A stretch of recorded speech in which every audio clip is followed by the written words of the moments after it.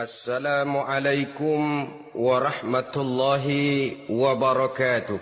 Waalaikumsalam warahmatullahi wabarakatuh. Bismillahirrahmanirrahim. Alhamdulillahi rabbil alamin. Wassalatu wassalamu ala ashrafil anbiya'i wal mursalin wa ala alihi wa ashabihil mujahidin at-tahirin, amma ba'du. Saudara-saudara kaum muslimin rahimakumullah. Pada dasarnya agama adalah aturan. Orang yang beragama adalah orang yang hidup memakai aturan. Berbeda dengan undang-undang hukum pada umumnya, maka aturan agama ini tidak hanya berisi perintah dan larangan. Ia di samping berisi perintah juga berisi anjuran, pembolehan, pencelaan, dan larangan. Dalam bahasa yang lebih dikenal, perintah adalah sesuatu yang apabila dilaksanakan beroleh pahala, sedang apabila ditinggalkan mendapat sanksi dosa. Amalan semacam ini dinamakan amalan yang wajib. Sedangkan anjuran, sesuatu yang apabila kita kerjakan beroleh pahala, apabila kita tinggalkan tidak beroleh dosa. Amalan semacam ini dikenal dengan amalan sunnah. Pembolehan adalah sesuatu yang boleh saja, artinya boleh dikerjakan, boleh pula ditinggalkan. Dan amalan semacam ini kita sebut dengan amalan mubah. Pencelaan adalah sesuatu yang berpahala jika ditinggalkan, tapi tidak berdosa manakala dikerjakan, dan ini dinamakan perbuatan yang makruh. Sedangkan larangan, sesuatu yang apabila dikerjakan beroleh dosa, apabila ditinggalkan beroleh pahala, dan amalan semacam ini lazimnya dinamakan amalan atau perbuatan yang haram. Kalau agama merupakan aturan, maka konsekuensinya tentu ia berisi perintah dan larangan. Apabila perintah dilaksanakan, maka Allah Subhanahu wa taala memberikan balasan berupa pahala. Sedangkan apabila larangan yang dikerjakan, Allah pun akan memberikan ganjaran yang bernama dosa. Baik pahala maupun dosa adalah sesuatu yang abstrak. Sesuatu yang tidak nampak, tidak kelihatan oleh pandangan mata yang zahir. Itu sebabnya barangkali di zaman materialistis seperti sekarang ini, orang kurang tergerak mengejar pahala dan malah kadang-kadang terangsang untuk berbuat dosa. Karena pahala dan dosa sesuatu yang tidak kelihatan oleh pandangan mata yang zahir ini. Namun sungguh pun demikian, pahala dan dosa bisa mendatangkan kebahagiaan atau kegelisahan batin. Bersabda Rasulullah sallallahu alaihi wasallam, "Iza sarratka hasanatuka wa sa'atka sayyi'atuka fa anta mu'min."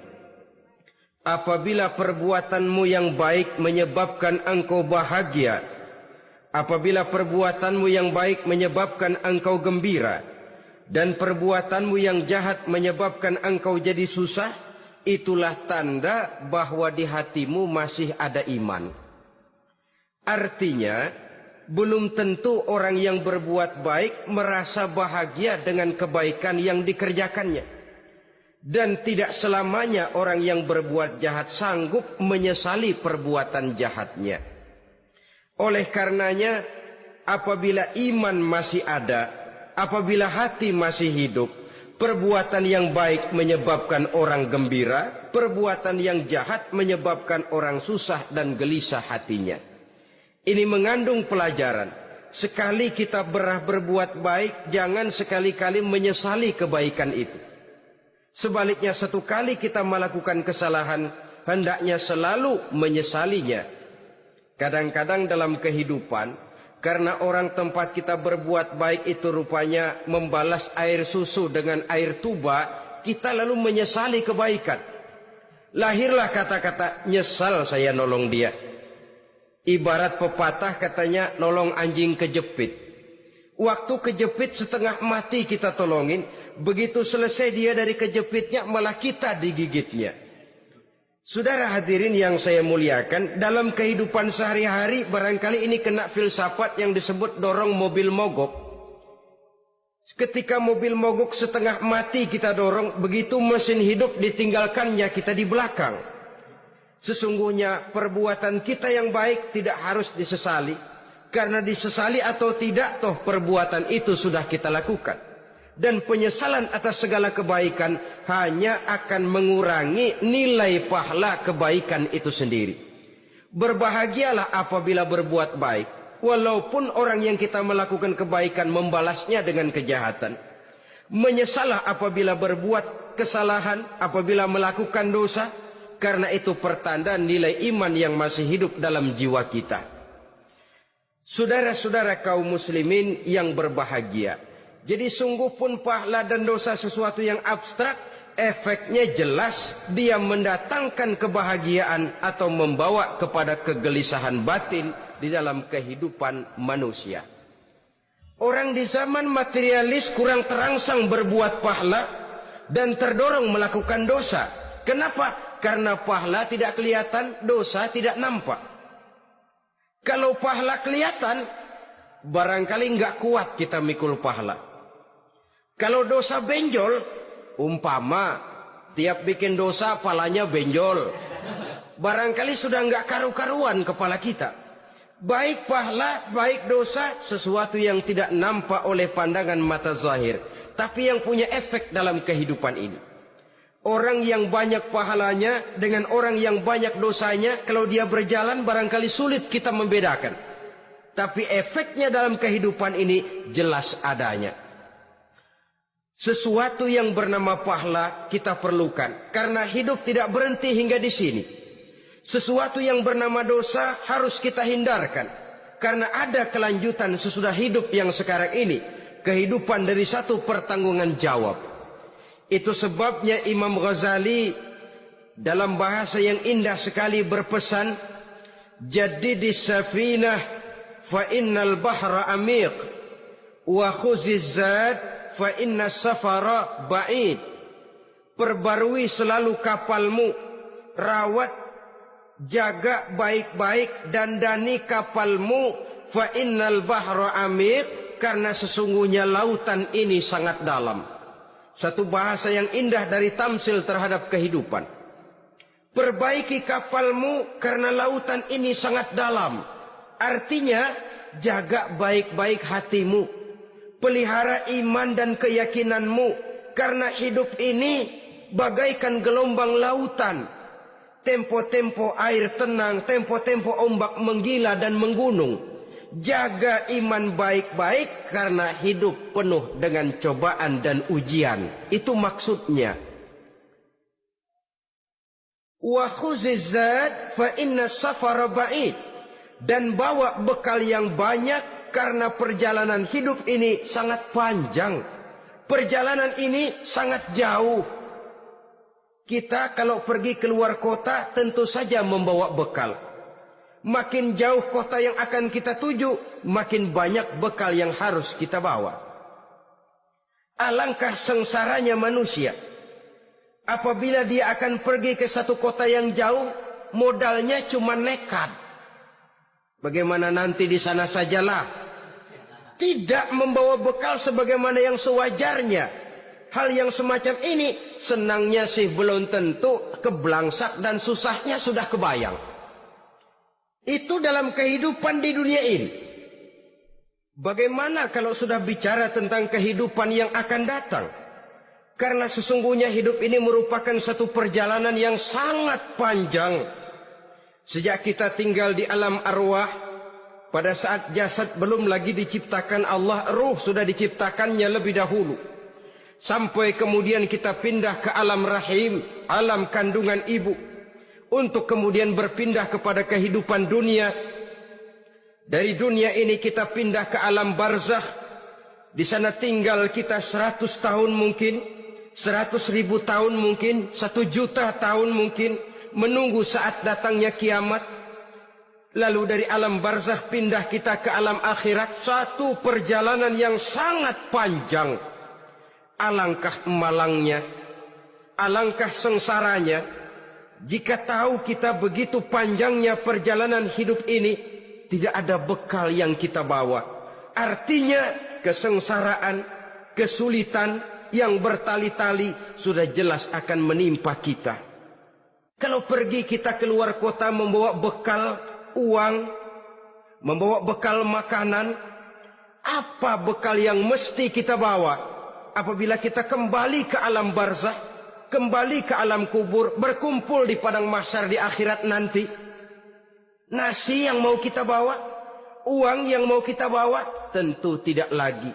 Karena kehidupan materialis selesai di atas liang lahat. Bila masuk kita ke liang lahat, disitulah pahala dan dosa memegang peranan yang sangat penting. Maka pada pertemuan malam ini kita akan bicara tentang pahala dan dosa itu.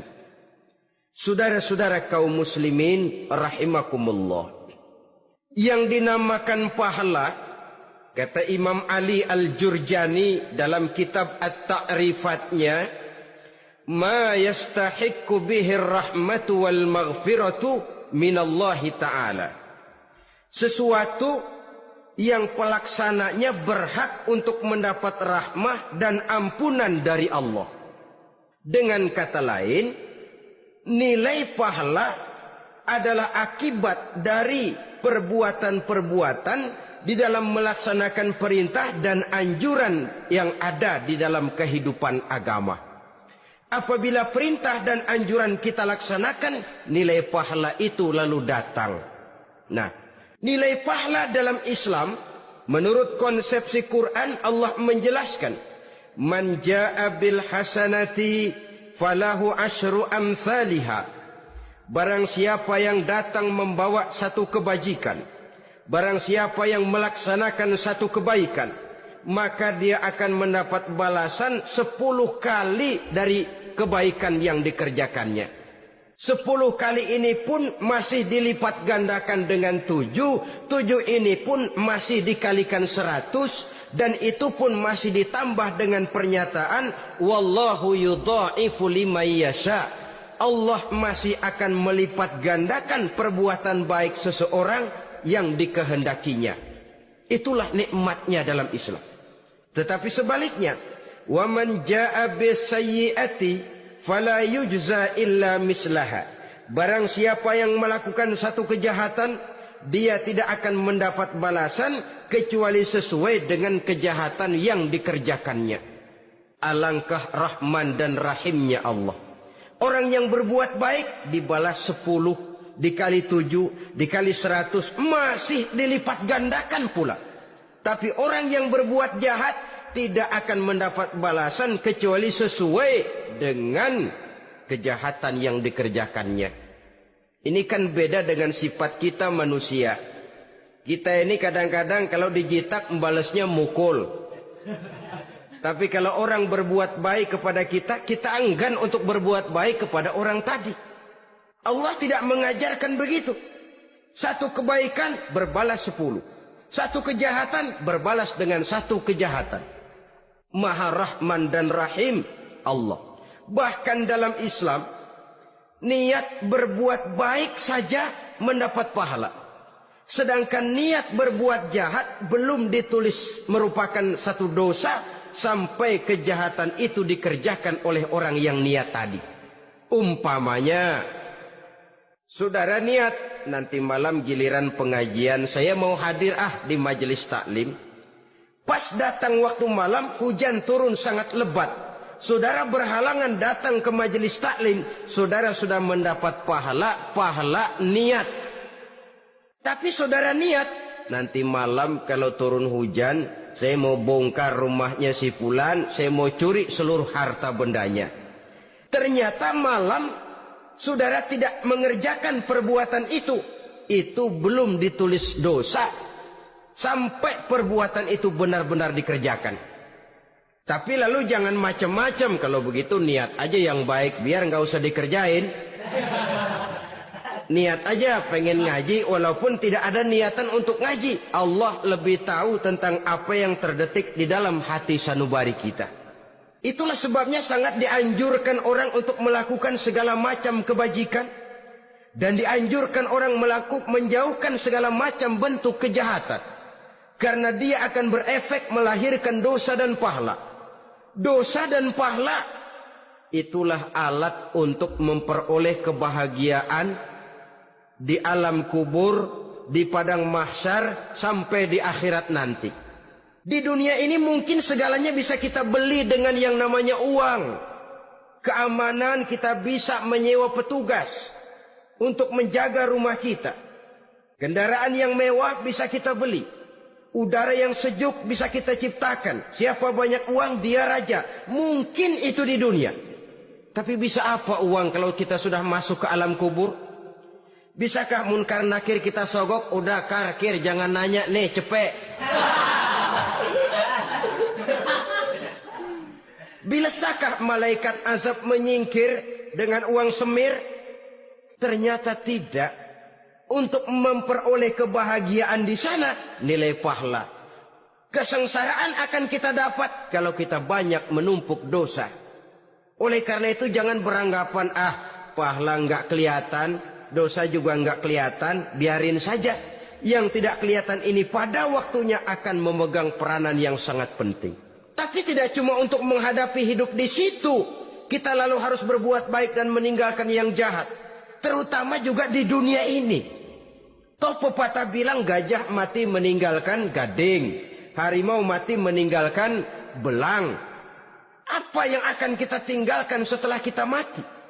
Kita ingin jasad kita boleh hancur terkubur tanah, tapi nama kita ingin hidup terus, dikenang orang 100, 1000, bahkan 1.000.000 tahun yang akan datang.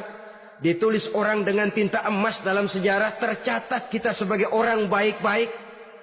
Saudara-saudara kaum muslimin rahimakumullah. Lalu perbuatan apa yang bisa mendatangkan pahala itu? Saudara-saudara, semua perbuatan yang diperintah dan dianjurkan oleh Allah, yang dikerjakan dengan ikhlas hanya untuk mencapai ridho Allah, mendatangkan pahala. Kadang-kadang menurut pendapat kita remeh, tapi nilainya di sisi Allah besar. Itu pahala. Menghitung pahala itu hak prerogatif Allah.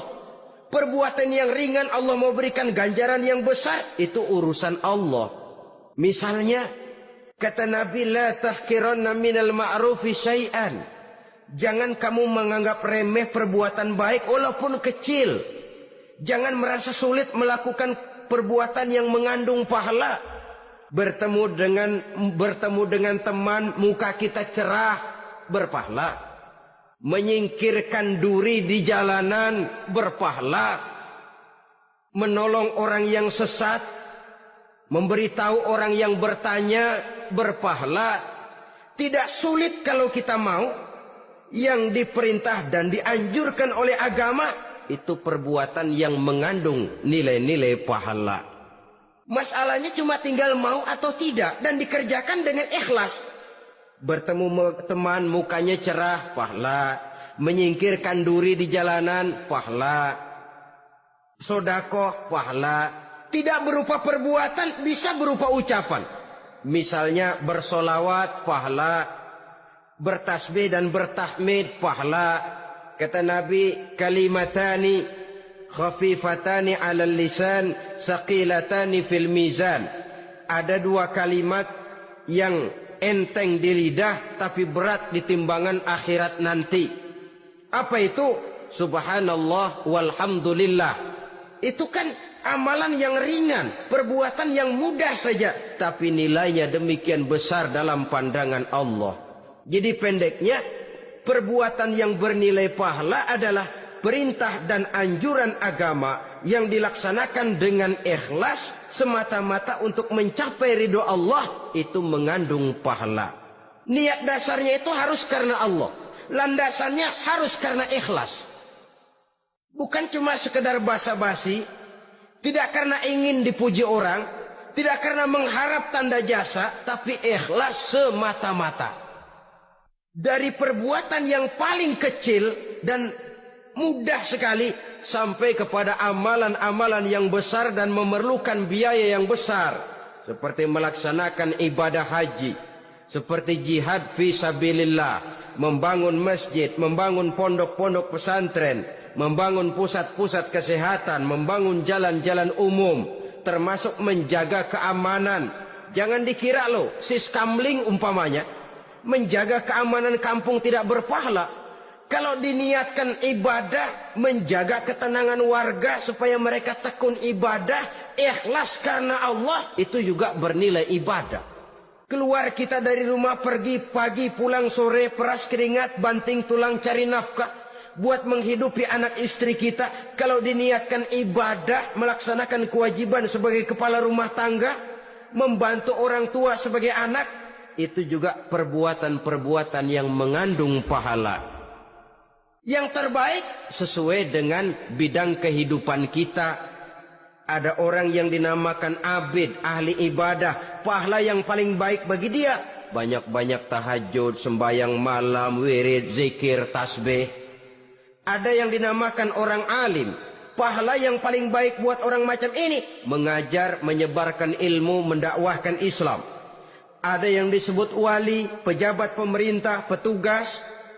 Amalan pahala yang paling baik buat orang semacam ini melayani masyarakat, bekerja di bidangnya sesuai dengan profesinya. Saudara hadirin yang saya hormati, jadi dengan demikian perbuatan-perbuatan yang mengandung nilai-nilai pahala ini bisa perbuatan yang menurut kita kecil namun punya nilai besar, apalagi perbuatan besar dengan biaya yang besar, tentu makin besar juga pahala yang disediakan oleh Allah Subhanahu wa taala.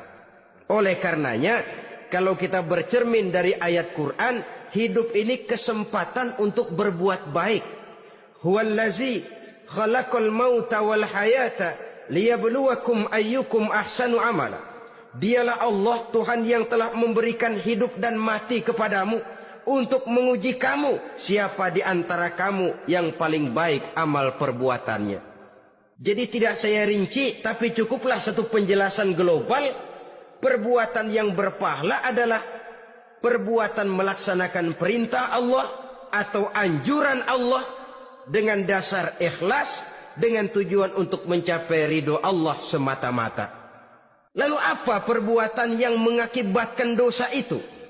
Saudara-saudara, dosa lahir akibat melakukan larangan Allah atau mengerjakan yang dicelaknya.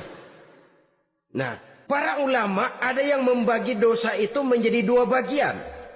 Ada dosa-dosa kecil, ada dosa-dosa besar.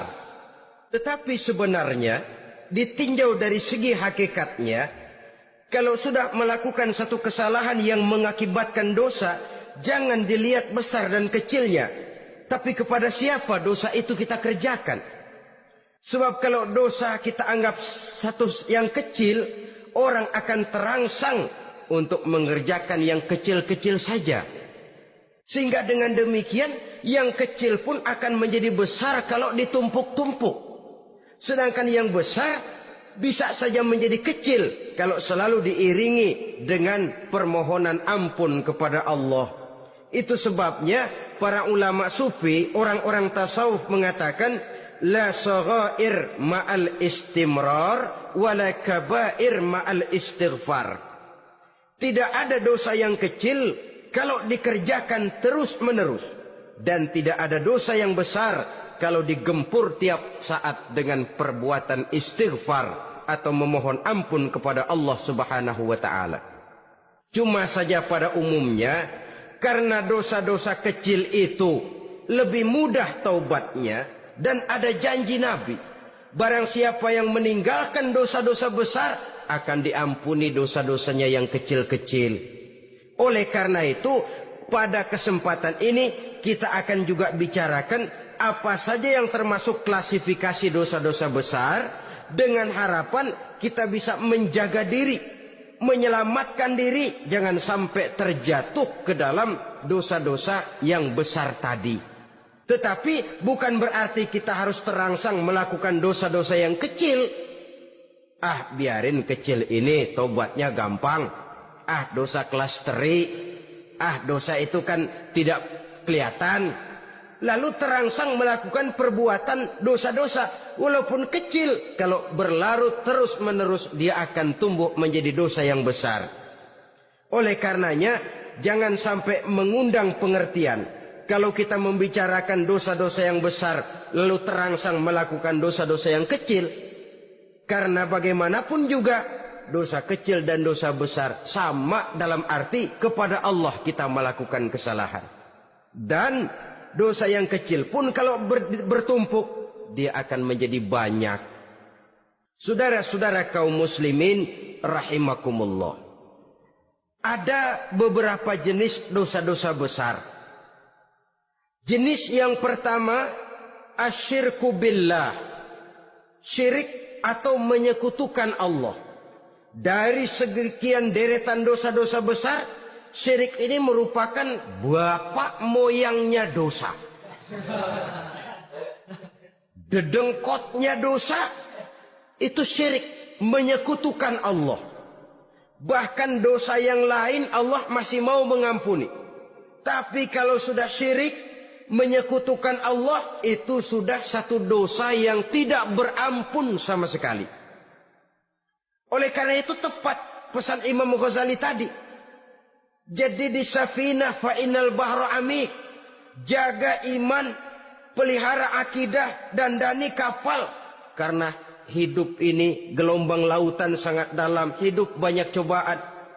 Di dalam hidup di zaman sekarang ini, saudara bisa perhatikan, di mana tensi ekonomi tinggi, lapangan kerja sulit, persaingan hidup makin tajam, sifat egois dan individualis tumbuh di mana-mana, rasa solidaritas sosial menurun, sifat gotong royong musnah, orang mudah potong kompas, potong jalan, ingin cepat kaya, ingin cepat naik pangkat, ingin dapat kedudukan. Kadang-kadang akidah pun terjual, akidah pun musnah, jatuh ke jurang syirik pun tidak jadi soal. Itu yang kita khawatirkan. Kalau dosa-dosa yang lain Allah masih mau mengampuni, tapi kalau sudah jatuh kepada syirik, Allah sama sekali tidak akan memberikan ampun. Dalam kaitan dengan ini barangkali tepat sinyalemen Imam Ali itu. Andai kata kemiskinan merupakan satu kepribadian, saya akan membunuhnya lebih dahulu. Artinya memang kemiskinan ini sering mendorong orang kepada jurang kemusyrikan. Tidak tahan menghadapi godaan perut akibat tensi ekonomi yang tinggi, lapangan kerja yang sulit. Iman pun jadilah ditukar dengan 3 liter beras. Akidah pun jadilah dibarter dengan 3 bungkus supermi, dengan pakaian bekas, dengan obat-obatan. Tidak jadi soal baginya mengejar kebahagiaan yang relatif singkat dengan mengorbankan kebahagiaan yang abadi. Persis ibarat pepatah, nyari jarum kampak hilang. Mencari sesuatu yang kecil, yang besar jadi sia-sia. Membela perut, mengorbankan akidah. Na'udzubillah summa na'udzubillah. Saudara-saudara kaum muslimin rahimakumullah. Ini fakta. Ini kenyataan. Dan hal semacam ini tidak bisa diatasi cuma dengan ceramah, simposium, diskusi, seminar. Apalagi Nabi berpesan, solahu ummati bil ilmi wal mal. Umatku hanya bisa menjadi baik akidahnya dengan ilmu dan harta.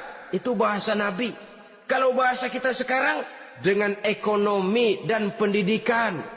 Ilmu, pendidikan, ekonomi, harta. Tanpa itu sangat besar kemungkinan kita bisa menjual akidah terjerumus di lembah kemusyrikan. Maka terutama kepada saudara-saudara saya, muslimin yang terpencil jauh dari kota-kota besar, yang kadang dalam kehidupan seharinya imannya sering digoda oleh supermi, akidahnya sering ditantang oleh pembagian beras, pakaian-pakaian bekas, obat-obatan dan sebagainya.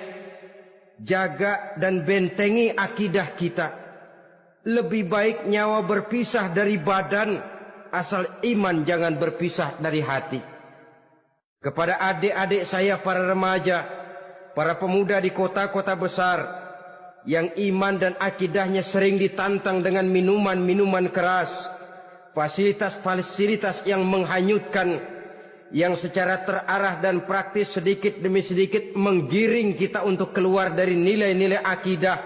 Hati-hati, jaga baik-baik, sebab intan paling mahal, mutiara paling berharga tidak lain nilai iman ini. Tergelincir kita daripadanya, jatuh ke lembah kemusyrikan, jatuh ke satu dosa yang teramat besar yang Allah tidak akan pernah memberikan ampun lagi. Ini dosa besar yang pertama. Yang kedua, qatlun nafsi illa bil haq. Membunuh orang tanpa alasan yang benar. Di zaman kesulitan ekonomi kadang-kadang orang mudah nekat. Tengok saja, kadang-kadang karena pasal uang 100-200 perak saja nyawa bisa melayang. Kadang-kadang karena urusan yang remeh, salah omong, salah ambil, salah ucap, salah pegang, nyawa bisa jadi melayang. Alangkah murahnya nyawa, seakan-akan kita yang punya. Padahal nyawa itu hak milik Allah. Tidak pantas kita merampasnya, tidak pantas kita menghilangkannya dari jasad seseorang. Oleh karenanya, membunuh orang merupakan satu dosa yang sangat besar. Jangankan kepada orang yang seakidah, orang yang lain akidah saja pun, kalau dia hidup berdamai, rukun, berdampingan, kita harus melindungi. Apatah lagi teman seakidah sendiri. Saudara-saudara kaum muslimin rahimakumullah. Pantas kalau Nabi menyatakan apabila dua orang Islam sudah saling berkelahi, berbunuh-bunuhan, al-qatil wal maqtul finnar. Yang membunuh dan yang dibunuh dua-duanya sama-sama masuk neraka. Sahabat heran, ya Rasul, kalau yang membunuh masuk neraka sih wajar, tapi yang terbunuh kok neraka juga, kenapa? Kata Rasul, sebenarnya dia juga cuma sudah niat untuk membunuh, cuma keduluan saja. Andai kata dia tidak terbunuh, tentu dia yang akan membunuh. Saudara-saudara kaum muslimin rahimakumullah, Islam sesuai dengan namanya adalah agama damai. Kita tidak boleh mencari-cari musuh, walaupun tidak boleh lari kalau bertemu musuh. Oleh karenanya, pantang seorang muslim menimbulkan benih keonaran menjadi biang kerok buat lingkungannya. Sesuai dengan namanya, seorang muslim adalah seorang yang dalam hidup senantiasa berusaha menebarkan salam, menebarkan kedamaian, ketenangan dan ketentraman. Dengan prinsip musuh jangan dicari, bertemu pun jangan lari. Yang ketiga termasuk dalam kelompok dosa besar ini, syurbul khamr, meminum minuman keras. Termasuk di dalam kata khamr ini ganja, morfin, narkotik. Sebab apa? Jenis minuman semacam itu tidak hanya merusak keadaan sekarang, tapi sekaligus merusak kehidupan yang akan datang. Kalau itu jatuh di tangan generasi muda, artinya kan merusak kehidupan masa depan daripada suatu bangsa. Karena apa? Remaja dan pemuda merupakan bentuk miniatur daripada kehidupan bangsa. Akan bagaimana warna umat Islam di Indonesia, bahkan akan bagaimana warna Indonesia 30, 40, 50 tahun yang akan datang, remaja sekarang jawabannya. Kalau remaja kita sekarang ini kerjanya cuma bisa nyekek botol, insya Allah bangsa Indonesia 30-40 tahun yang akan datang akan tumbuh menjadi bangsa teler. Tidak banyak yang bisa kita harapkan. Remaja adalah gambaran masa depan dari satu bangsa, dari satu umat. Dan remaja itu di dalam dirinya secara fitrah terkumpul semua bakat, terdapat semua kemungkinan. Kita ini lahir membawa sifat pemimpin, tapi juga membawa sifat pengacau. Kita ini ada bakat jadi orang jujur, ada bakat jadi pengkhianat. Kita ini ada bakat menjadi orang baik-baik, kita juga punya bakat jadi biang kerok. Kita kemungkinan bisa jadi pemimpin bangsa, tapi juga bisa menjadi pemimpin bangsat. Nanti lingkungan dan pendidikan akan menumbuhkan, membentuk mana yang tumbuh lebih subur. Kalau lingkungan dan pendidikannya lebih banyak bercerita tentang kejujuran, maka nilai kejujuran yang akan tumbuh lebih banyak dalam jiwanya. Dan insya Allah diharapkan dia akan menjadi manusia yang jujur di kelak kemudian hari nanti. Dan masalah minuman keras ini sebenarnya berkait. Kita tidak bisa cuma menyalahkan remaja saja, menyalahkan pemuda saja. Karena bagaimanapun masalahnya kompleks. Menghancurkan sesuatu tanpa melihat kausalnya, tanpa melihat sebab akibatnya kan sama juga bohong. Kemungkinan karena broken home, kemungkinan karena pergaulan, kemungkinan karena kurang perhatian orang tua, kemungkinan karena akibat bacaan, tontonan, atau fasilitas berupa dibukanya pabrik-pabrik minuman keras, dijualnya minuman-minuman keras, di warung-warung yang remang-remang, yang memberikan kenikmatan, kebahagiaan dan kebanggaan tersendiri, sehingga akhirnya orang terangsang untuk datang dan minum di sana. Pada dasarnya memang sepele, cuman minum, nggak ngerugiin orang lain kan? Iya, pada waktu minum. Tapi dikala sudah mabuk, out of control, apapun bisa kita lakukan. Yang kita ucapkan kita tidak sadari lagi, yang kita kerjakan tidak kita sadari lagi. Dikala itu segala macam kejahatan bukan sesuatu yang tidak mungkin untuk kita laksanakan. Nggak ngerugiin orang lain, memang pada saat mau minum. Tapi begitu minum, mabuk, kita bisa merugikan orang lain. Setidaknya merugikan diri sendiri. Pertumbuhan IQ menjadi lemah, semangat kehidupan hilang, gairah kerja menurun, kalau tidak ada sama sekali. Lalu apa yang bisa kita lakukan di dalam kehidupan? Dan akan lebih celaka kalau ini menimpa kehidupan generasi muda kita. Kadang-kadang yang ironi ya, kalau yang orang tuanya mampu barangkali masih tertolong. Tapi yang orang tuanya kondisi ekonomi lemah masih kepengen teler juga. Orang tuanya nggak mampu masih pengen mabuk. Dari ganja, morfin nggak dapat, akhirnya kaleng cet diisepin.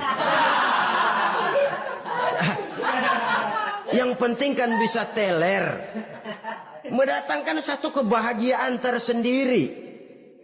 Itu sebabnya memang satu kejahatan menurut teori polisi ya hanya bisa terjadi karena faktor N dan K, niat dan kesempatan. Niat ada, kesempatan ada, jadi orang jahat. Kurang salah satunya, biasanya kejahatan terbendung. Niat ada, kesempatan tidak ada, sulit berbuat jahat. Kesempatan ada, niat tidak ada, tidak mungkin orang jahat. Tapi yang paling dominan sebenarnya niat. Kalau niat sudah kuat, kesempatan bisa dicari. Kesempatan bisa diciptakan. Biar Hansip nongkrong, ditungguin lengahnya. Iya biarin, jam 11 sampai jam 2, matanya melotot, jam 3 dia mulai ngulet, ngempet. Nah, di saat itu saya masuk ke rumahnya. Kalau niat kuat, kesempatan bisa diciptakan. Dan kalau sudah niat, ini masalah hati. Kalau sudah masalah hati, menyangkut soal moral. Moral artinya sudah masuk kepada kehidupan agama. Saudara-saudara kaum muslimin rahimakumullah. Yang keempat yang termasuk jenis dosa besar, az-zina, perbuatan zina. Di zaman pergaulan bebas dengan prinsip free love, free sex ini, tengok sudah berapa banyak gadis-gadis bergelimpangan jadi korban. Berapa banyak bayi-bayi yang lahir ke dunia tanpa tahu kemana dia mesti memanggil bapak. Apakah deretan jumlah korban ini masih harus bertambah lagi? Paling tidak, biarlah yang sudah jadi korban, tapi jangan bertambah lagi hendaknya. Masing-masing kita berupaya menahan diri. Termasuk dalam kategori zina ini, yang merupakan cabang-cabangnya liwat, homoseks, lesbian, masturbasi. Bahkan masturbasi itu termasuk jenis zina tangan, dan itu juga merupakan satu dosa. Di samping dosa juga merusak diri, karena bagaimanapun juga dia akan mengurangi kemampuan daya pikir seseorang. Maka agama memberikan jalan keluar. Pesan Nabi, ya ma'syara syabab, man istata'a minkumul ba'at falyatazawwaj. Hai para pemuda, kata Nabi, barang siapa di antara kamu yang sudah bisa ba'at, yang sudah mampu ba'at. Ba'at itu artinya memberikan nafkah, baik nafkah zahir maupun nafkah batin. Falyatazawwaj, maka hendaklah dia kawin. Jadi yang maksud ba'at ini ya nafkah zahir, ya nafkah batin.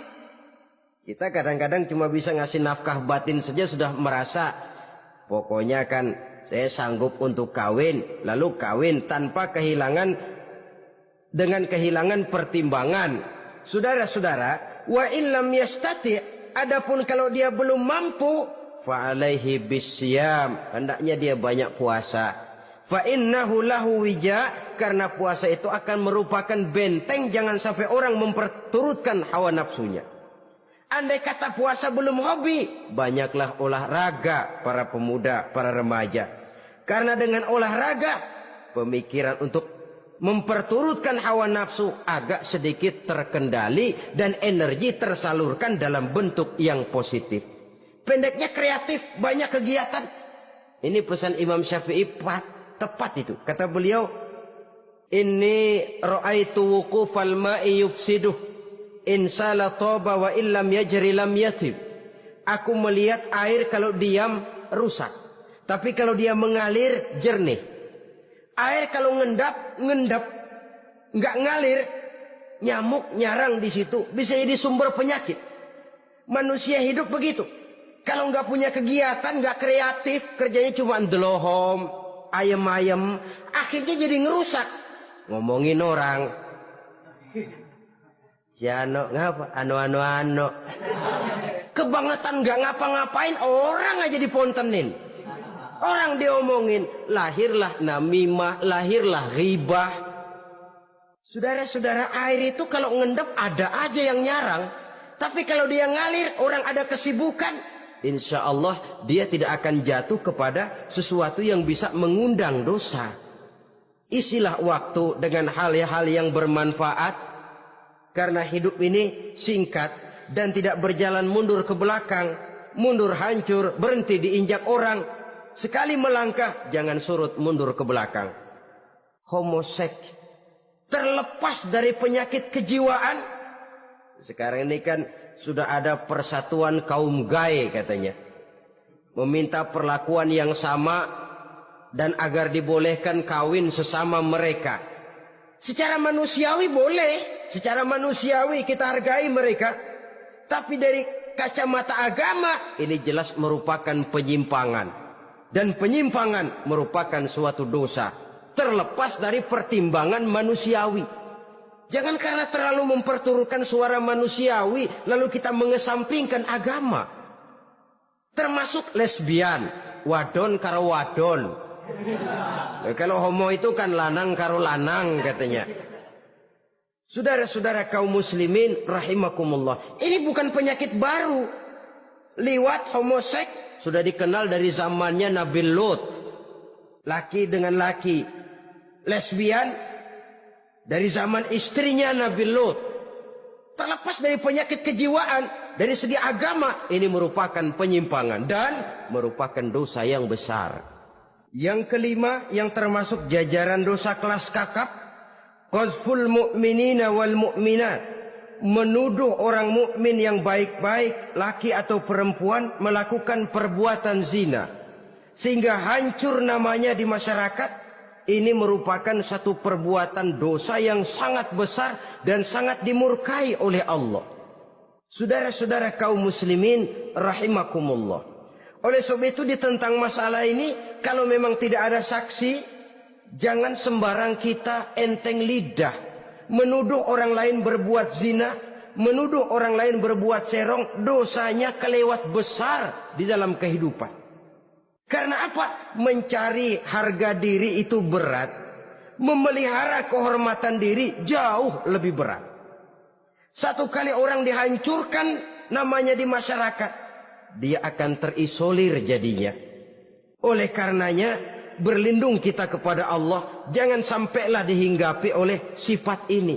Karena sentimen kita kepada seseorang, karena hasad kita kepada seseorang, tidak senang melihat orang lain lebih maju, lalu lidah ini seenaknya saja mengucapkan kata. Padahal sanksi dan resikonya sangat besar.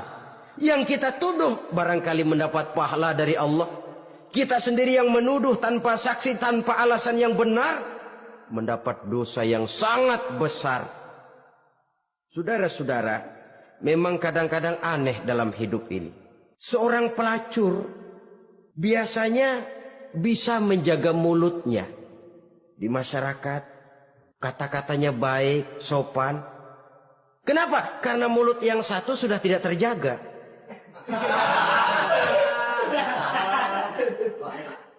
Kita kadang-kadang kehormatan bisa kita jaga, tapi mulut tidak terkontrol. Ngomong saenake dewe, bikin orang mangkel, kesal, fitnah sana, fitnah sini, menghancurkan nama baik orang, ngomongin yang macam-macam. Bagai-bagai macamlah caranya. Saudara-saudara kaum muslimin yang berbahagia. Jadi dengan demikian, menuduh orang lain berbuat zina, sedangkan orang itu tidak pernah melakukannya, ini termasuk satu dosa yang sangat besar di dalam kehidupan ini.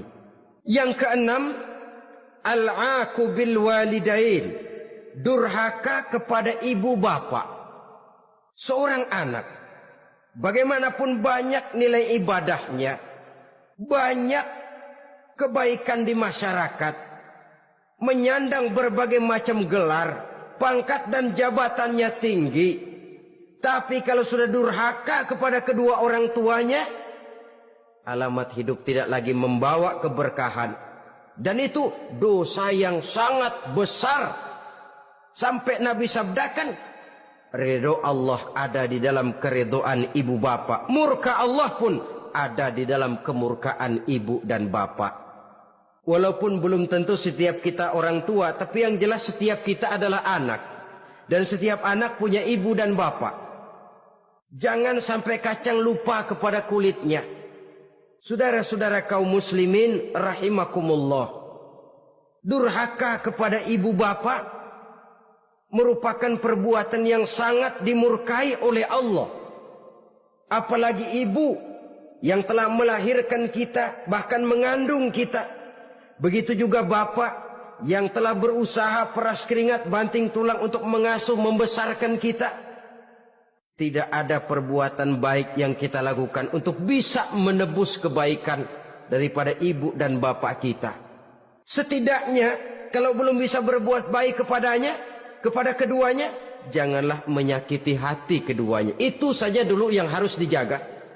Kadang-kadang sudah berbuat baik enggak, nyakitin melulu.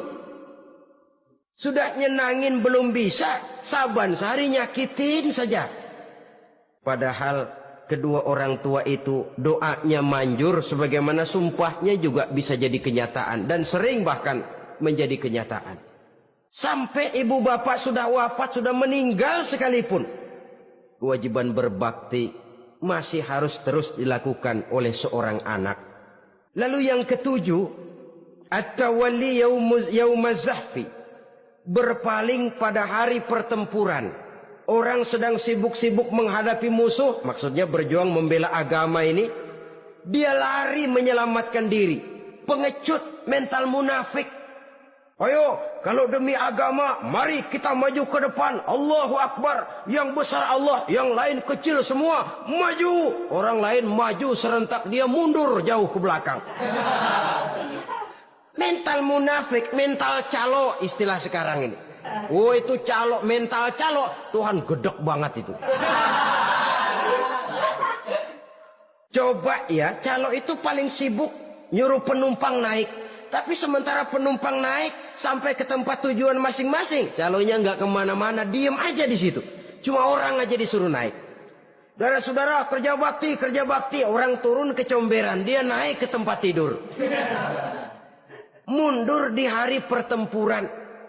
Menyebabkan orang lain gugur, dia sendiri menyelamatkan diri. Mental pengecut, mental munafik, itu merupakan dosa yang sangat besar. Saudara-saudara kaum muslimin rahimakumullah. Itu sebabnya agama itu memerlukan keberanian. Memang, tapi bukan keberanian yang tanpa perhitungan. Sebab berani tanpa berhitung namanya berani babi. Kita berani kalau benar, kita harus takut kalau salah. Jangan dibalik. Salah berani, nekat namanya. Benar takut, pengecut namanya. Orang yang pengecut adalah orang yang takut membela kebenaran. Orang yang nekat sesungguhnya udah salah nggak malu lagi. Udah salah nekat lagi.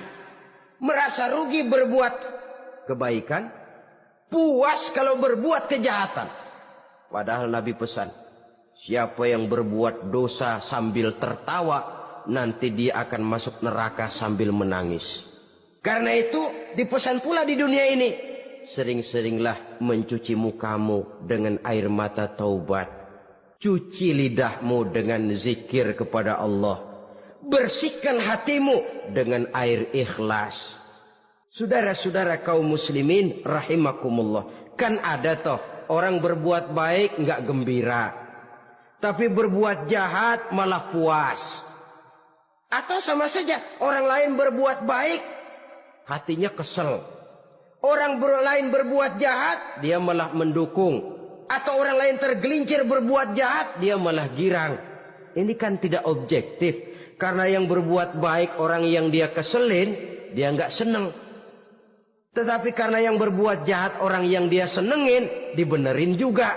Itu nggak objektif namanya. Mundur di hari pertempuran pada saat saudara-saudara kita sedang menghadapi musuh, sikap pengecut yang sangat dibenci Allah. Yang kedelapan, termasuk kelompok dosa besar, aklu malil yatim, makan harta anak yatim. Kadang-kadang ada orang mengeksploitir loh nasib anak-anak yatim. Karena biasanya para dermawan peka kalau mendengar nasib yatim, memberikan santunan. Si yatim belum makan, yang ngurusin udah pada kenyang. Mengeksploitir, memakan harta anak yatim termasuk dosa yang sangat besar. Sehingga Nabi pesan, ana wa kafilul yatim kahataini yaumal qiyamah. Aku dan orang yang menyantuni anak yatim seperti dua jari ini di hari kiamat. Rumah yang paling dimuliakan Allah adalah rumah yang di dalamnya ada anak yatim yang hidupnya dihormati, hidupnya disantuni, keperluannya dicukupi. Maaf saja, tahap kita menyantuni anak yatim ini baru tahap setahun sekali.